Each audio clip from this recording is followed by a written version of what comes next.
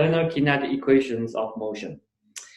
And also we'll finish example 25. Then we're going to move on to the energy perspective in planar kinetic equations of motion. We're going to start introducing different energy terms. That means when solving problems, we will also calculate the energy of the system and use it to find the dynamic parameters that we are interested in. Okay. So let's continue with example 25. And this example 25 was about a simply supported beam. So it has its own weight, and the mass is 4 kilograms. So we know that at this point, it has its own mass. And what is the weight? If the mass is 4 kilograms, what is the weight of this beam?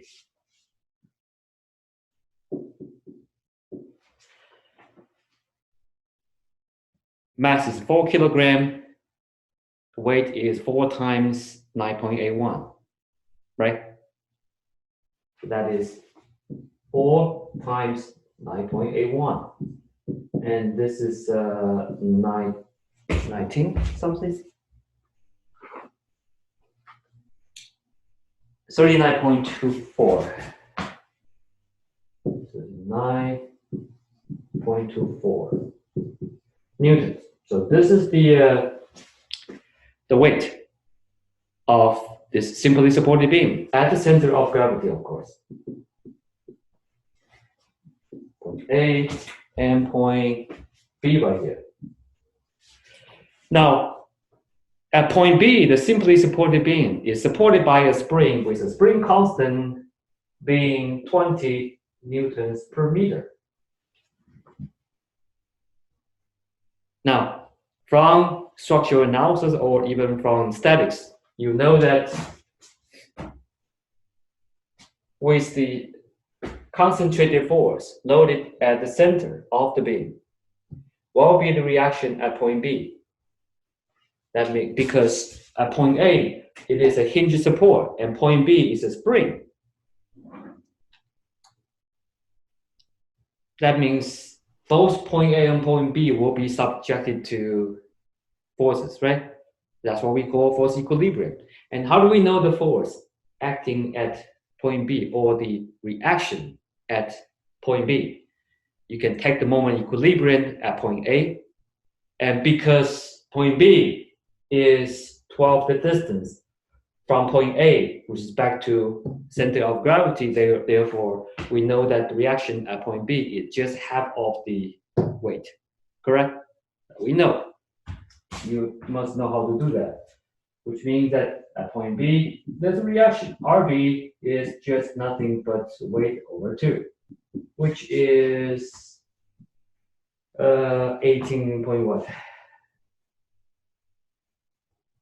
19.62, right?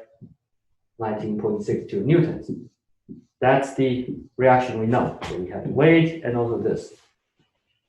Now, to solve this problem, we have to consider one condition. That is, because this point B is a spring, unlike point A, when you apply the force to a spring, what happens to the spring? The spring will deform, right? And if you have the force and you also have the spring constant, can we calculate the amount of force? I'm sorry, not the amount of force. Can we calculate the amount of deflection? Sure. How do we know that? It's because force equals to spring constant times corresponding deflection. You already know this. And in this case, what is the corresponding deflection at point B? It's simply by the force divided by spring constant, correct? So the force is just RB. That's just half of the weight. Wasn't there also a 100 Newton force in the middle as well? I know. I'm just saying that this is before the application of 100 Newton force. Okay, I gotcha. That's why I want to discuss, because this problem right now is still static. So we are just to understand the static, which is an important assumption I'm going to tell you before we consider the dynamic application or the application of this dynamic force, 100 Newtons. So this is before the application of the 100 Newton. The 100 Newton hasn't come yet. So this is just about static, having the beam sitting on the spring. So here, what will be the deflection? If you do this, it's divided by 20, so it's about 0.98 something meters. Right? Roughly like that. Now, what's the issue here? What is 0.98 meters? There's a lot. Correct? It's not something very small. Therefore, before we consider the application of 100 Newton force, we are going to assume that we will lift the beam to 0.98 meters above the level position. So let the static force to balance to this horizontal configuration. In other words, there was the original orientation of the beam was just a little bit above, like this. This was the original configuration, and that part is 0.98 meters. The spring was like this, such that just by placing this beam, the balanced position is level. So that's basically what I'm saying. Otherwise, you must consider, some of you may confuse that, how come that the beam is sitting on point B and B is a spring, so how come there's no sag or there's no sediment at point B? They will be, but let's make sure that this assumption is considered before we start considering the application of this 100 Newton. Okay, so that means this deflection has already been introduced. And then after that, we introduce this 100 Newton force. And what do you need to know? We have to find out two things. First is we want to know what is the angular acceleration of this beam. So upon the application of this dynamic force applied here, the beam is going to spin. And that means there's going to be a dynamic acceleration right here. And of course, you know that the direction of this angular acceleration must be in the clockwise direction.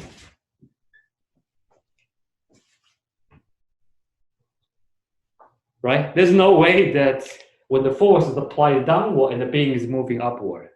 There's no way. So that's the first thing we want to know. What is the angular acceleration? Secondly, we also want to know what is the linear acceleration at the center of gravity. So the first one is alpha, and the second one is AG. So these are the two things we want to know. How do we solve the problem? Well, first of all, if you recall what we talked about, the Garvin equation from planar kinetic equations of motion, we have force equilibrium, right? We also have moment equilibrium. And this, of course, has the terms, which is m times ag x y bar plus or minus. Of course, it could be positive or minus m times ag times x bar, right? And plus ig times alpha. So that's what we learned from the beginning of this topic. We know we're going to do this. Now, to do this, you will consider the angular momentum. So first thing to do is actually to calculate what is the angular momentum. And angular momentum equals to the product of mass moment of inertia with the angular acceleration. So from here, this is how we're going to determine the angular acceleration. Now, to do that, of course, we know that you have to find out what is the mass moment of inertia. It is always convenient to determine the mass moment of inertia at the center of rotation, not gravity. At the center of rotation. So here, the center of rotation is point A, not point G. So we want to find out what is IA here. And this is why I mentioned, this is why I did the first example in mass moment of inertia. Remember? So what's this? This is one of what? 1/12 mass times total length squared, right? Plus md squared. Mass times d is 1/2 of it, so you can say this L/2 squared.